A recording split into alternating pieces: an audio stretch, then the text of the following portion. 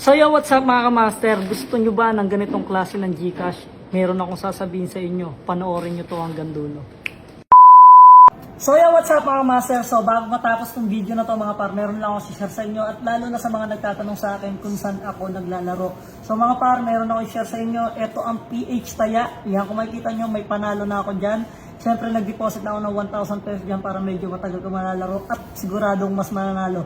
Paano nga ba laruin to mga par? Alam nyo na siguro yan. So maraming iba't ibang klase ng game dito. Eto mga par, paano laruin? Ganito lang yan.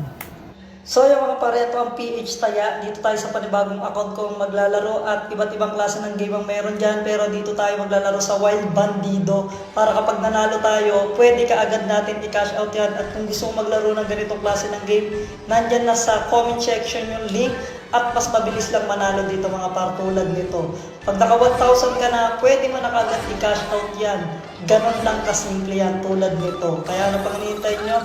Download now! So yun mga par, ganun lang kasimple laruin ang PH Taya. Kung gusto nyo mag-register, nandyan na sa comment section yung link.